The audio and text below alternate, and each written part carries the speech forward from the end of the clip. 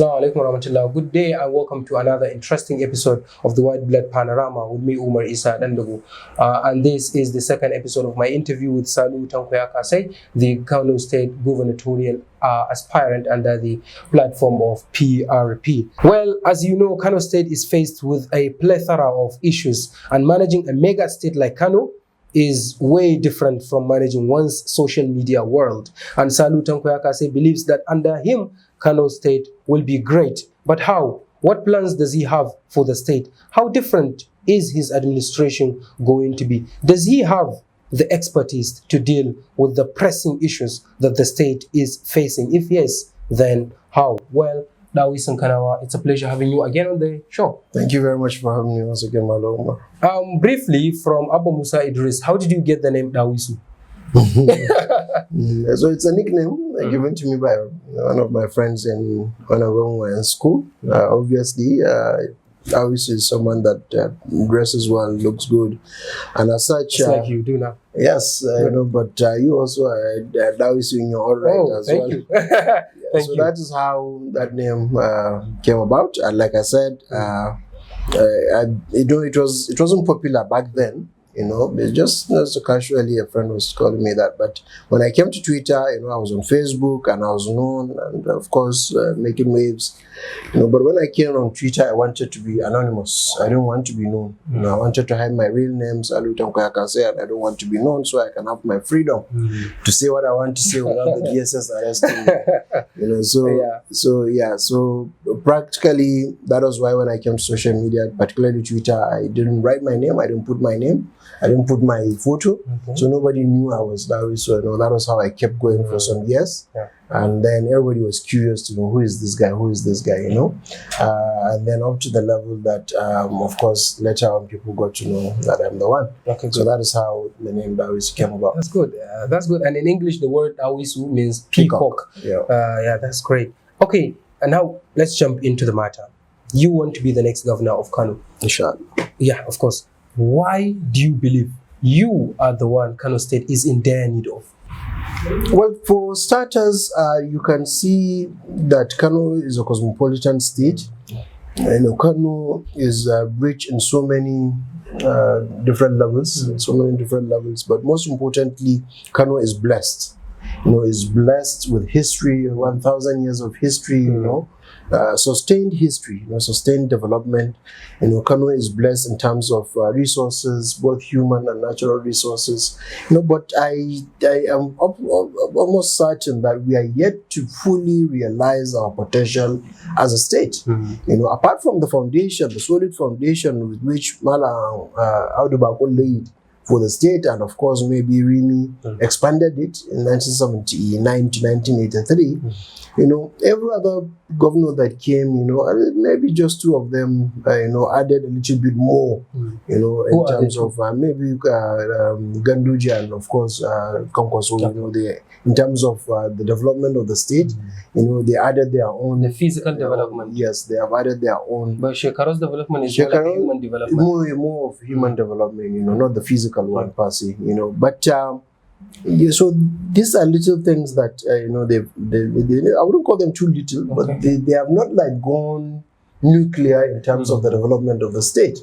And I believe the reality has changed. I believe the world has changed, and Kano needs new fresh blood. And that fresh blood is you. Absolutely. If you look at the caliber of the candidates that are going against me, if you look at that of APC and NNPP and even PDP, that is not even much of a threat. So if you look at the caliber of those that are going against me, you can see that I'm clearly different. So you're better than them. I have better plans. You are better than them personally. I have better plans than them. So it's not about personality, it's about plans. Personality plays a role, but I wouldn't say I'm better than them personally. You are the ones that are going to do that. I don't want to be the judge in my own case. Okay. So, but I know that in terms of planning, I have better plans than them. Okay. And this is why I feel now is the right time for Kano State to get a reset, to have a total and complete reset in the governance of the state, because we have to bring in new ideas. We have to bring in ideas that are befitting of a state like Kano, because the vision has to be, a big one. Yeah. You understand? You cannot, be doing pedestrian things, and expect Kano to compete with his mates like Lagos and so on and so forth. No, to get to where we want to go, we have to be visionary. Yeah.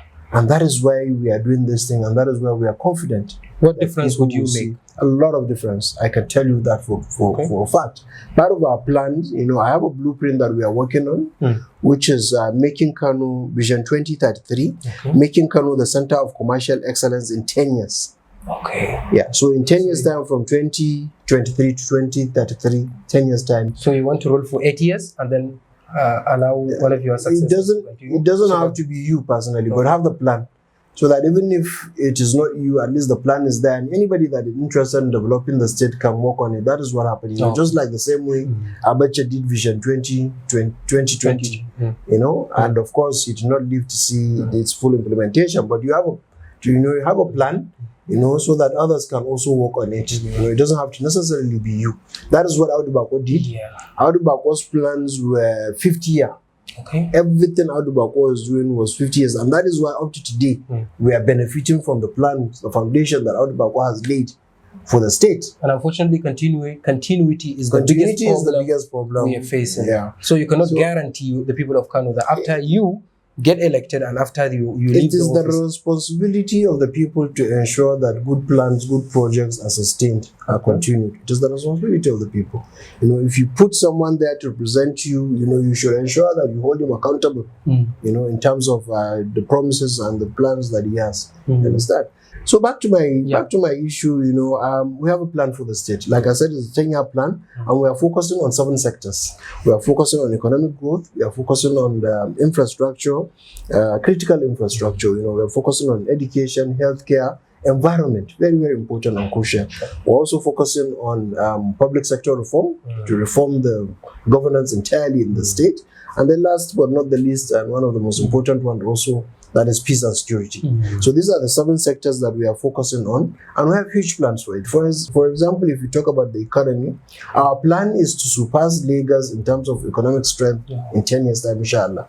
We want to do that. So how do you intend to do that? Yeah, so we are going to focus on 2 sectors under the economy, majorly. Not just these 2 ones, but majorly we are focusing on these 2 sectors. And the first one is agriculture. So currently, the irrigation farming that the state is doing is just about 30%. So how can we increase that to 100%? We have 24 dams, but unfortunately, only that of the access of Kuragadawa is being fully utilized for irrigation farming. So that irrigation farming means all year round farming. So you don't just farm during the rainy season, which is just 3 to 4 months. No, you farm for 12 months, all year round farming. So we have to ensure that irrigation farming is something that Kano, and that would not just feed Kano, but it will feed the nation, and we will even have excess for export. So it's not just to increase production, but also to add value. So we're going to focus on a lot of value addition, agro-allied industries. Such like, for instance, if you produce maize, how can we turn it into a product? How can we turn it into cornflakes? How can we turn it into cereal? And so on and so forth. So we definitely need outside intervention. I will get to that, But this is one area that we intend to focus. And then industrialization. Under economy, we are focusing on agriculture and industrialization. Kano used to be a hub of industries, but thousands of them have closed, and fundamentally due to 2 problems: electricity and funding. So we are addressing these issues, to ensure that we have electricity, hopefully within the first 2 years of the administration, so that Kano will have the desired net electricity that it needs, but also exceed that, so that we can also export electricity to neighboring states, if possible, even to Niger Republic. Are you talking about independent electricity, state-based one? Yes, not solar, not the federal. Yeah, so the plan is we are going to have solar, gas, and of course hydro. So for solar, what we want to do is we want to take it, all these rural areas that do not require a lot of electricity, we'll take them off the national grid by doing solar projects on them. You understand? 1 megawatt, 2 megawatts, so that we can take them off the national grid, and the national grid will have enough electricity to direct it to industries, industrial areas. We also work on gas. Luckily enough, the federal government, one of the few areas that I commend the federal government on, which is the issue of this AKK, Ajakuta, Kaduna Kano gas pipeline, which will later on extend up to Morocco. So this is also critical. So how can we? Dansaronia was part and parcel of. Yes, he was from the state government. So this project I posted it on my Facebook. The importance of this project is very, very important for the socio-economic development of Kano State. Let's hope it's continued. It's going on now. It's going on now, and I think I've been following the project, and I think they will be able to complete it before. So what we need to do, and this is one of the responsibilities that Dansaronia was saddled with, is how can the state government take full advantage of that gas pipeline? So what areas, industrial areas, how can we channel the gas to these industrial areas, because it's only coming to Kano and terminating at I think Kumbozo site. So how do we ensure that Chalawa, Sharada, Tokarawa, and Bompai industrial areas, get this access to this gas pipeline? So how can we have a gas power plant that will generate electricity from that gas? So these are all part of our plans, and of course, having 24 dams, there are a lot of them, I think up to more than 10 that we can use for hydro electricity to generate a bit of electricity for the state using hydro. So these are some of using water. Yes, using water. Okay, good. So these are some of the plans that we have for the state, as you can see. And I don't know, I can ask you as a journalist, have you had any of the aspirants, the candidates, the other parties talking about plans like this? Well, unfortunately, I'm not at liberty to answer any question because I'm literally the person asking the questions. But at least next time you meet any of the governors, ask them, what is their plan for the state? This is my plan for Kano State, some of it. I've only talked about economy. I've not talked about education, healthcare, environment. Environment is very dear to me. Because we are talking about climate change, and even health issues, public hygiene, and so it involves a lot of things. We're preparing to host the other gubernatorial candidates here. Probably with your help, we'll be able to reach out, especially to the deputy governor. I know you're in good terms with them. And we're also trying to invite Abagidagia. We hosted Dansaronia here before the primary elections, and now we're hosting you. So this is the plan. We will invite all of you guys separately in order for you to speak to the people and tell them what you are planning for them. So that this is the plan. So when I invite them, I will put this question onto them, and I say it's a challenge from Dawisun. Yes, go ahead, be my guest. Good. Do you have a political godfather? Oh, I don't. You don't? I don't have a political godfather now. Dawisun. Who is my political godfather? A lot of people may not agree with you. It's not. People are at liberty to agree or disagree. But other than tell me who is my godfather. No, I'm asking you. So I'm telling you, and then you are saying people will not agree. I tell you, I don't have a godfather. But in our previous episode, you said Ganduje is. You used the word is your godfather. Yeah, I mean political. How do I put it? He was my leader when I served with him. I respect him for that, and I still respect him. So he's your godfather. But godfather is someone that will tell you, Umar go stand up from here, go there and sit. Do this, do that. If he's my godfather politically today, why will he allow me to contest against his own party, for the seat of Kano State? So as of today, I wouldn't regard him as a political godfather, that can, dictate my political affairs. No. And I don't, this is what I keep telling people. I'm the only candidate in Kano that does not have a godfather. You talk about Abagida, Gogos is his godfather. If you talk about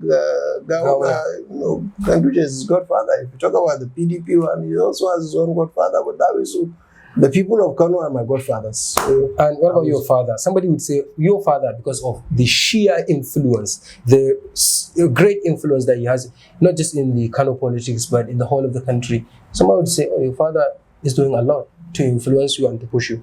Well, fortunately enough, those that is why it's important for the younger generation to know history. And my father has always been someone that is on his own, and he has encouraged us, to pursue our own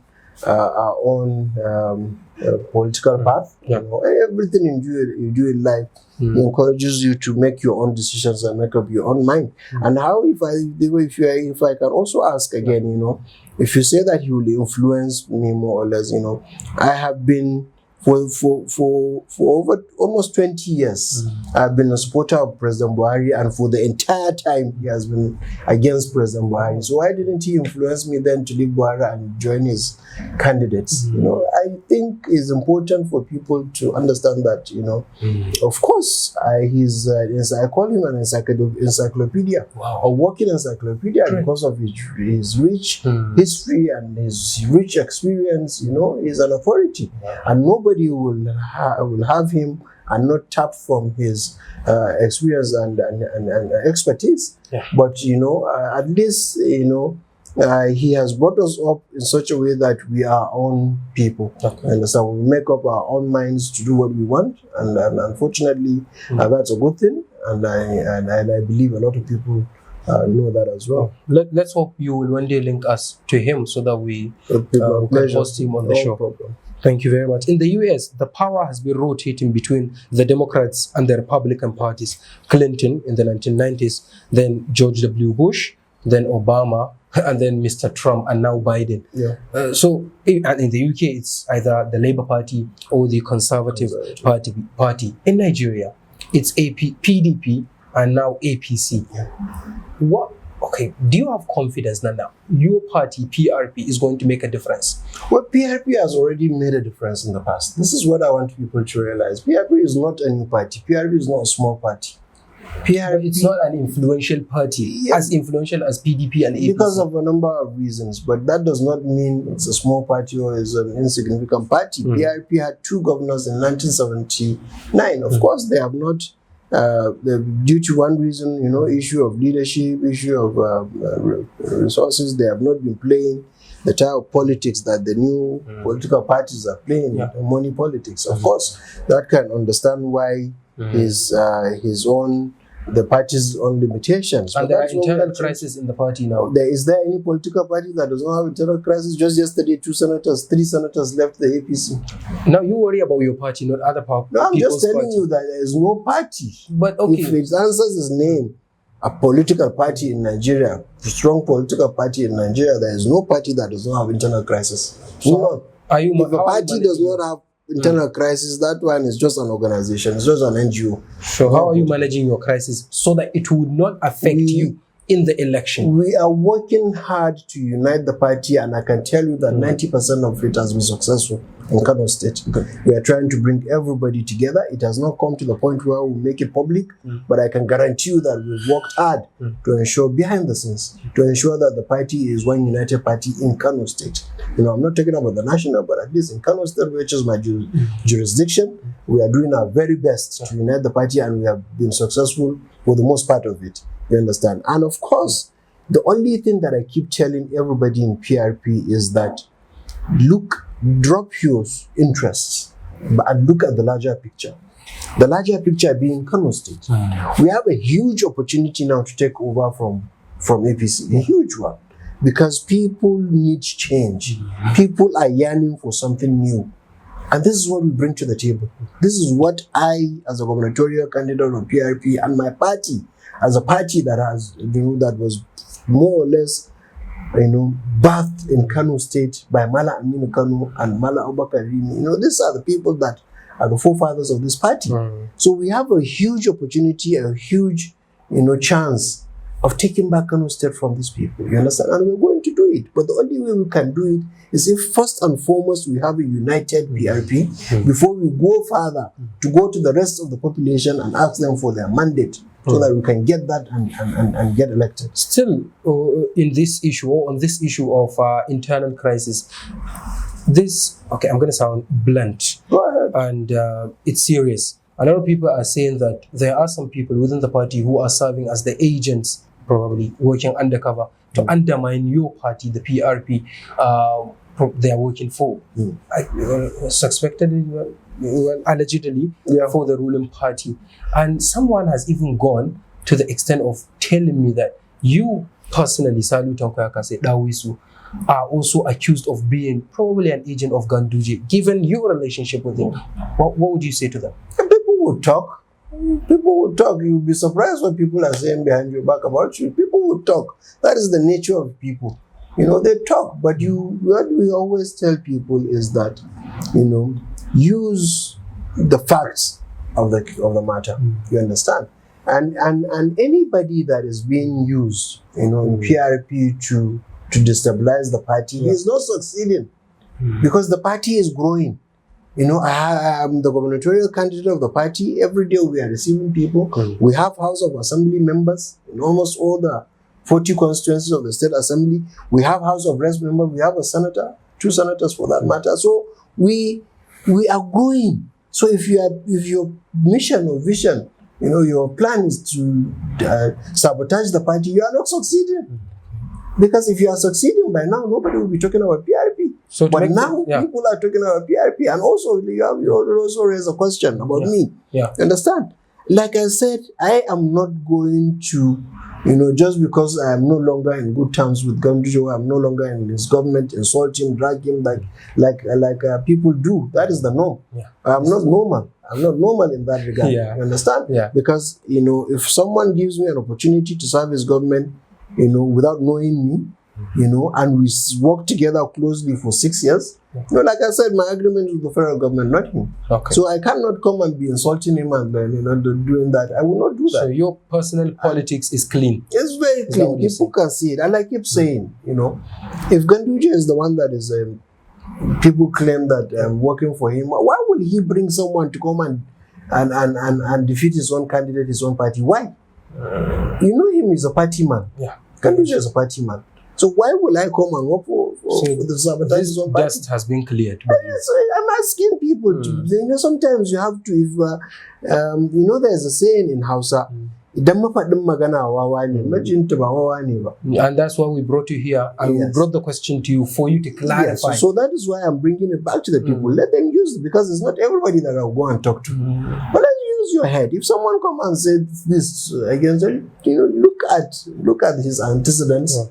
Look at where he stands on issue. Look at where he's going. Yeah.